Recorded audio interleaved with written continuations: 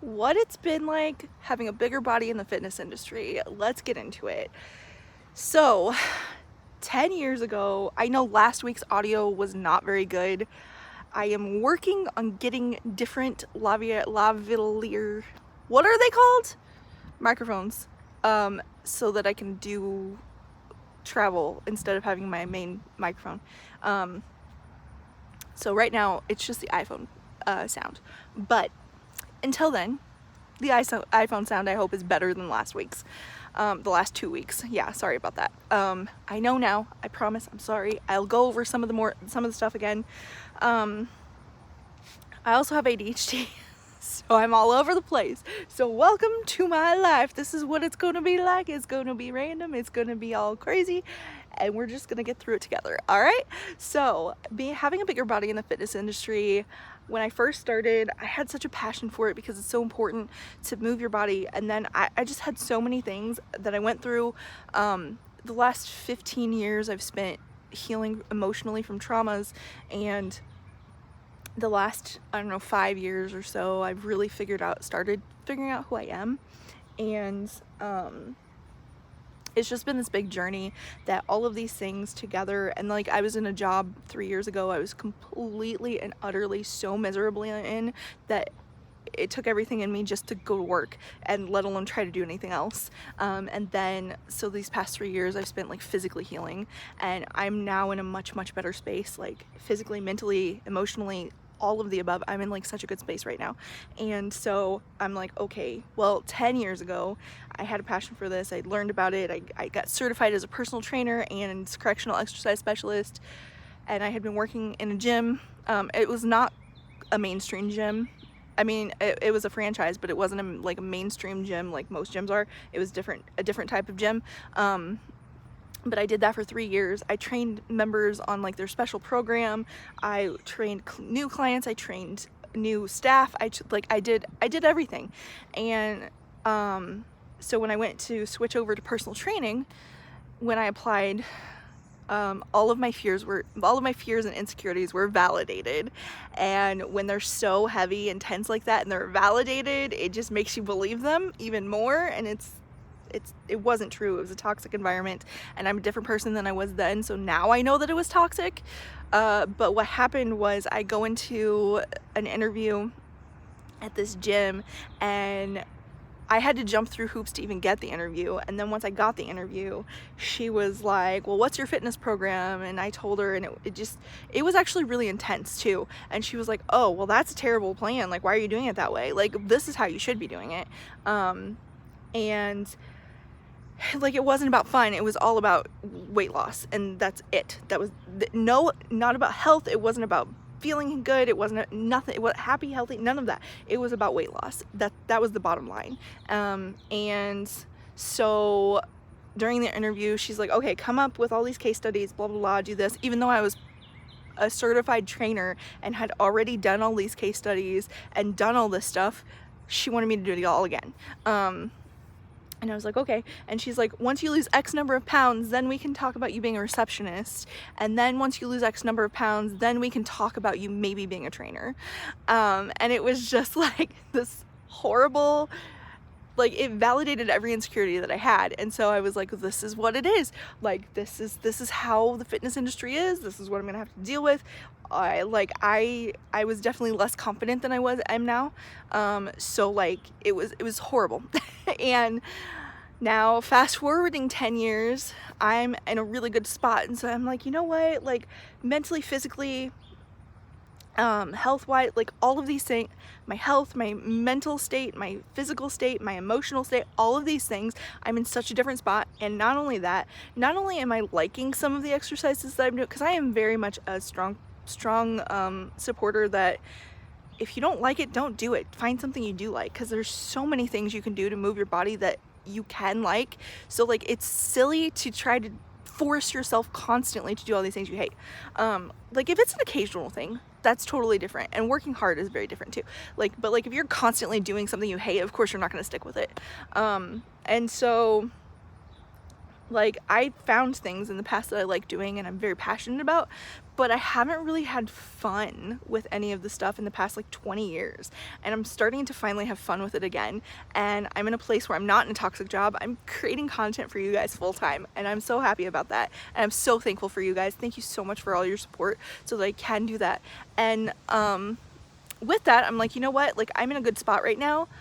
Let's maybe think about, I've been taking these aqua classes for the past 3 years, well, this is the third summer, and I was like, maybe let's talk about finally, because I've had a friend, one of my friends had been trying to get me to teach the aqua classes for a couple of years, and one of my friends has been trying to get me to put out content on exercise and personal training, because one of them is my content creator friend, and she knows, like, we're besties, and she knows like how important it is and how much of a passion I have for it. But I was like, no, that's not the right route for me. I like have a passion for it, but like that's not the content that I want to put out.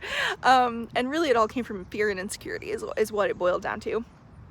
And now I'm just not because I think this is an important message for you guys, so I'm not letting that hold me back anymore. So this time going into it has been such a complete 180. 360 would be back to where you started, right? 180, like just a completely different what do you call it, a completely different experience. It's been one, like, okay, so far there's another gym that I'm looking at. I loved the gym so much. I was like, I really want to go to this gym, but I haven't heard back from them yet. But it's only, I emailed them like late on a Friday, and then it was the weekend, and today is just now Monday, so it's Monday morning. So there's a chalk in the background. So anyways, so I haven't heard back from them, but it hasn't been long enough, I don't think. Anyways, it's a really, really nice gym, and there's a bunny. Hold on. Can you see it?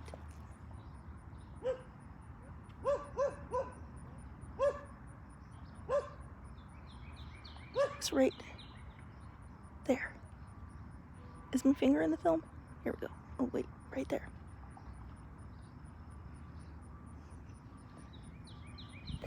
It got so close. Anyways, I told you I have ADHD. So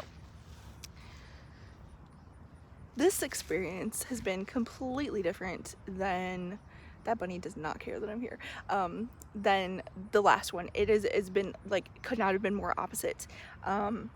So anyways, so I had thought, since, okay, I've been taking this aqua class, I like it, I've never done like group fitness, it's all been one-on-one, so I don't really know, like, as far as teaching standpoint, I can do it, like, I have no doubt in that. What I like and what I don't like, I have no idea, because I've never taught group before, but because like one-on-one is where I thrive, and so like that's like where I come alive. That's like that's just like, because I can get people's personal needs and goals and where they're at, and everybody has different wants, desires, goals, and then too it's harder in a group fitness class too, because you can't really get down to people's why. A lot of times people are doing it because they're supposed to, and that's not really very helpful, because that doesn't really initiate sustainability.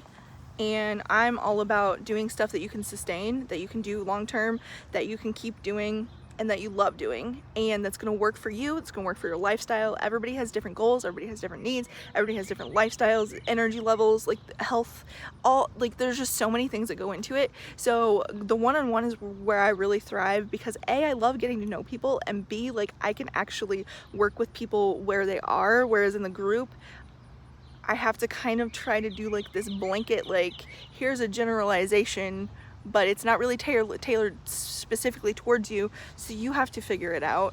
And I can give you some tools to figure it out, but since I don't really know who you are and where you're at, I can't go, like, I can only give you so many tools to help you figure it out. Whereas if I'm working with you one-on-one, I can give you a lot of tools to figure it out.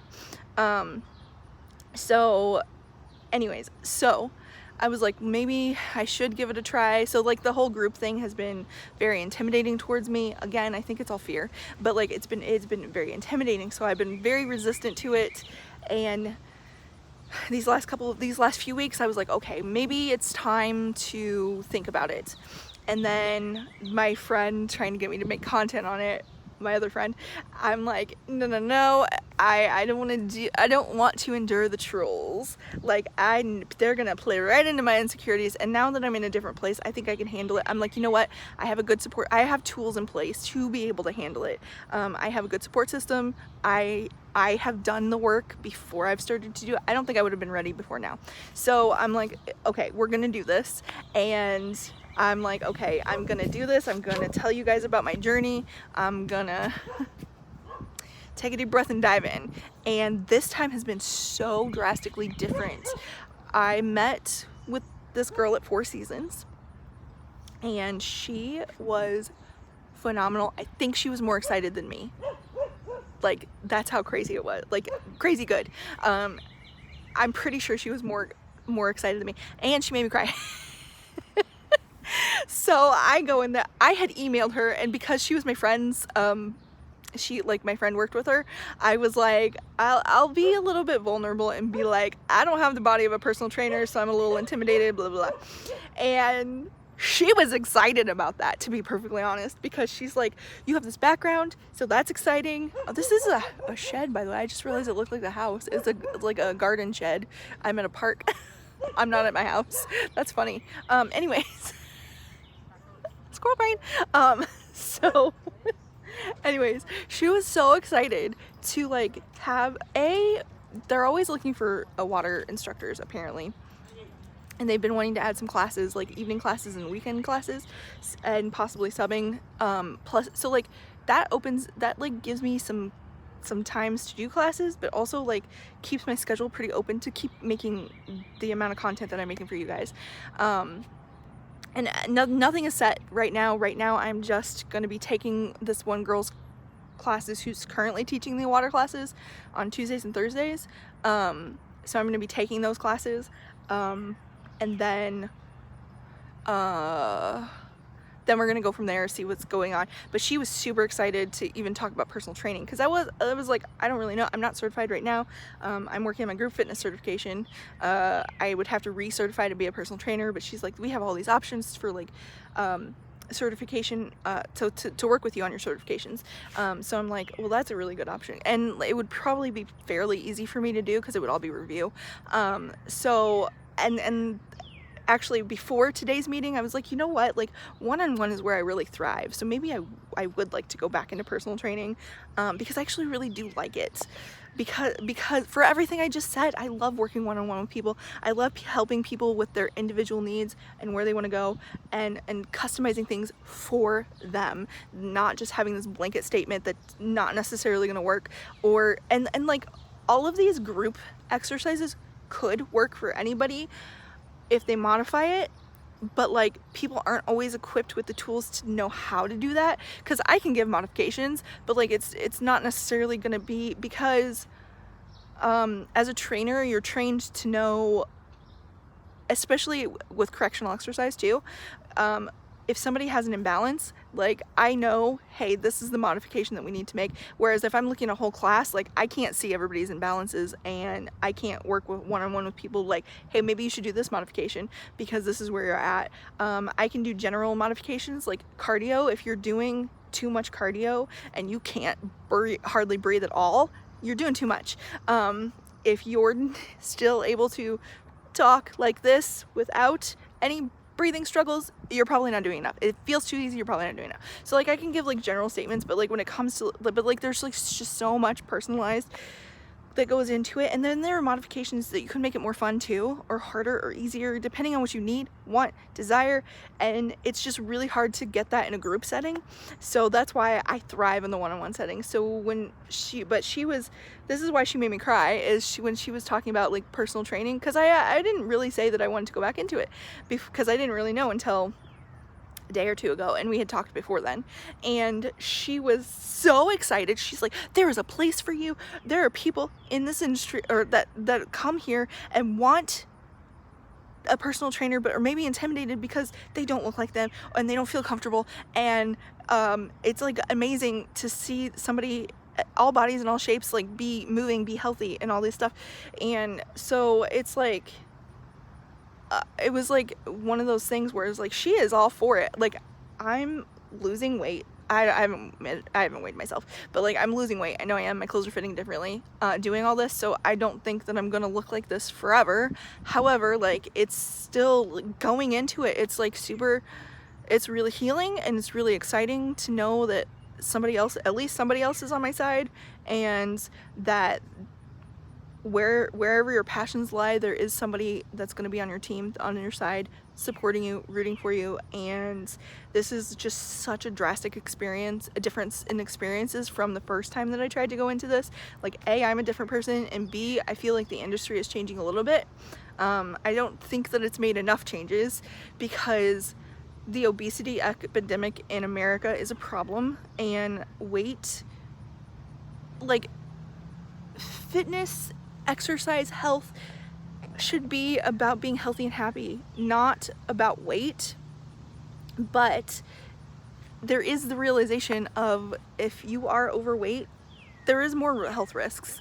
So like, and I am a strong proponent, supporter, I don't know, insert proper word, of not doing fitness for weight loss, because that's not sustainable. If you're doing fitness to lower your blood pressure, or work with a doctor first of all on that, but like to lower your blood pressure, or to lower your blood sugar, or like just to feel better, to feel stronger, to be stronger, any of those things, like to pick up your kids and play with them longer, with having more energy, or your grandkids. Like I am a strong proponent of all of those things. Those are all amazing goals. Those are goals that will continue to propel you forwards. Whereas weight loss, you end up plateauing during the journey, because our bodies get used to what we're doing, and they just hit plateaus sometimes.